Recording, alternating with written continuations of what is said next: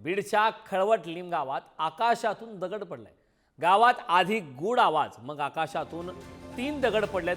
तहसील प्रशासनाकडून दगड ताब्यात घेण्यात आले। संभाजीनगरचे भूवैज्ञानिक घटनास्थळी दाखल झालेत। या घटनेनंतर वडवणी तालुक्यातील नागरिकांमध्ये मात्र भीतीचं वातावरण पसरलंय। बीडच्या वडवणी तालुक्यातील खवळट लिमगाव येथे सोमवारी दुपारी 2 वाजण्याच्या सुमारास त्यांच्या मुलाला आकाशामध्ये 3 मोठे आवाज होऊन आकाशामधून दगड कोसळल्याचं पाहायला मिळालं। यातील एक दगड हे भिकाजी अंबुरे यांच्या घरावर पडला। हा दगड इतक्या वेगाने पडला की घरावरील पत्रा तुटून हा दगड खाली पडला। तसेच अन्य 2 दगड इतर शेतामध्ये पडले अशी माहिती गावकऱ्यांच्या वतीने देण्यात आली। तर खवळट लिमगावच्या आजूबाजूच्या गावच्या नागरिकांना देखील मोठा आवाज झाल्याचं सांगितलंय। हा आवाज नेमका कशाचा झाला आणि दगड नेमके कुठून पडले, तसेच पुन्हा संध्याकाळी ही घरावर दगड पडतील का या भीतीने आता नागरिकांमध्ये मात्र भीतीचं वातावरण होतं। वडवणी तहसील प्रशासनाने भेट देऊन पंचनामा केलाय। तर एपीजे अब्दुल कलाम खगोल अंतराळ विज्ञान केंद्र छत्रपती संभाजीनगरच्या अभ्यासक टीमने भेट देत या संदर्भातली पाहणी केली। या संदर्भात ताजे अपडेट देण्यासाठी आपले प्रतिनिधी उदय नागरगोजे आपल्यासोबत जोडलेत। मी उदयकडे जाणार आहे। उदय, गावात आधी गूढ आवाज, मग आकाशातून 3 दगड पडलेत, काय संपूर्ण हा अजब प्रकार?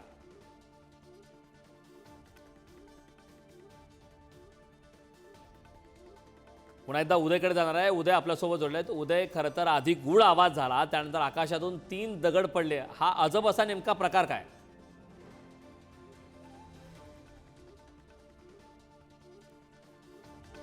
काही तांत्रिक अडचणीमुळे आपला उदयशी संपर्क होत नाही, मात्र हे दृश्य आपण पाहिले। संभाजीनगरचे भूवैज्ञानिक घटनास्थळी दाखल झालेत।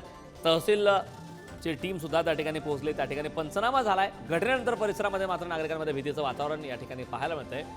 खळबळजनक बाब ती म्हणजे अशी की ज्या ठिकाणी दगड पडला त्या दगडाचा वेग एवढा होता की त्या ठिकाणी पत्रा तुटून पडलाय। पत्र्यामधून हा दगड घुसून थेट जमिनीवरती आलेला आहे। संभाजीनगरमध्ये भूवैज्ञानिक सुद्धा घटनास्थळी दाखल झालेत। गावात आधी गूढ आवाज आला, मग आकाशातून 3 दगड पडले। या संदर्भात ताजे अपडेट देण्यासाठी आपले प्रतिनिधी बीडहून उदय नागरगोजे आपल्यासोबत जोडलेत। उदय, खरं तर आधी गावात गूढ आवाज आला, मग आकाशातून 3 दगड पडले, हा अजब असा नेमका प्रकार काय? नक्कीच वडवणी तालुक्यातील ही घटना आहे बीडच्या। आणि या ठिकाणी दुपारी 2च्या सुमारास जोराचा आवाज झाला आणि आकाशातून दगड कोसळले।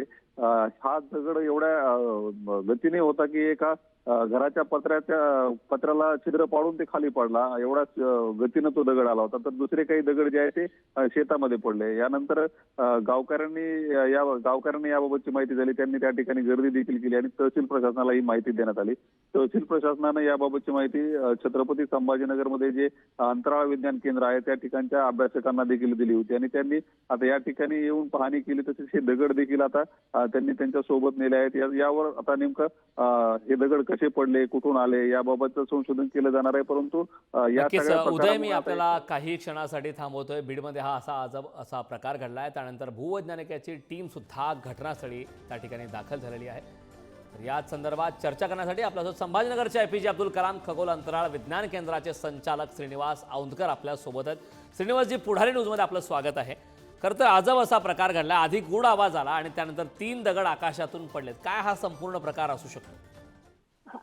परवा दुपारची ही घटना आहे आणि काल सकाळी मी प्रत्यक्ष त्या गावामध्ये भेट दिली आणि नंतर वडवणीचे जे तहसीलदार त्यांची प्रत्यक्ष भेट घेतल्यानंतर एक सॅम्पल देखील आता प्रत्यक्ष आपण बघितल्यानंतर वजन बाकीचे डायमेन्शन्स बघितले गेले तर आता सुरुवातीच्या याच्यामध्ये ते उल्कापिंडाचे तुकडे असले पाहिजे असं वाटतंय। आता त्याची बाकीचे प्रयोगशाळेतील जे काही त्याच्यात जे काही टेस्ट असतील ते टेस्ट दिल्यानंतर त्याची ओझोन कुठं आहे, कुठले कंटेंट आहे, तो सिलिकेट आहे का मॅग्नेशियम आहे का त्या ठिकाणी फेरस आहे, अनेक गोष्टी ज्या आहेत हा उलगडा होण्याकरता नक्कीच मदत होईल। येथे 2 ते 3 दिवसामध्ये याचा संपूर्ण अहवाल माननीय तहसीलदार आणि जिल्हाधिकारी बीड यांना तो सुपूर्द केला जाईल।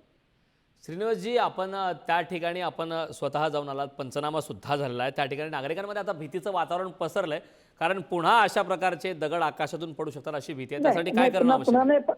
पुन्हा दगड खाली येणार नाही आहेत, परंतु ही एक खगोलीय म्हणजे उल्कापिंड होणे हे जगभरातल्या अनेक ठिकाणी वारंवार होतात आणि ही दुपारच्या वेळेस झालेली घटना आहे। नागरिकांनी नक्की घाबरून जायला नकोय। फक्त असं काही घटना घडली तर प्रशासकीय पातळीवरती तातडीनं कळवणं हा त्यांचा सेवा त्याच्याकरता नक्की आवश्यक आहे। आणि संशोधकांसाठी या संपूर्ण पृथ्वीच्या बाहेरून जी काही जीवसृष्टी निर्माण होताना किंवा जे काही विश्व निर्माण होताना ज्या काही खडकांचा दगडांचा जे काही उत्पन्न निर्माण आहे त्या सगळ्याचा अभ्यास करण्याकरता खगोल अभ्यासकांना किंवा खगोल तज्ञांना ह्याची नक्कीच आवश्यकता असते.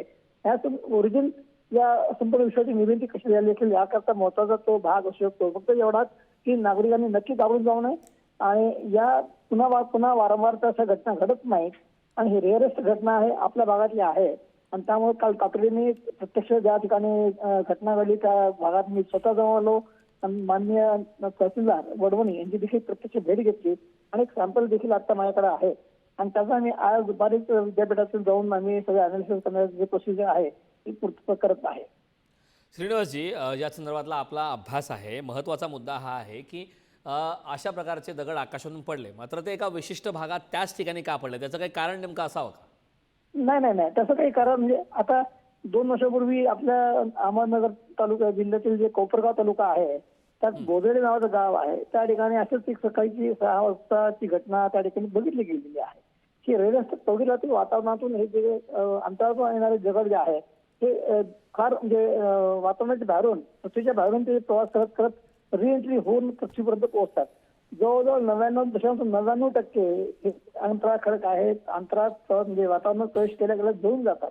फार कमी अशा घटना घडतात की ते प्रत्यक्षात पृथ्वीपर्यंत पोहोचतात आणि त्याचा एक अभ्यासकांसाठी एक मोठी पृथ्वीला जाणून घेणार किंवा पृथ्वी निर्मितीचा काळ जो आहे हा समजून घेण्याकरता याची खूप आपल्याला अभ्यासकांची ही महत्वाची पर्वणी असते.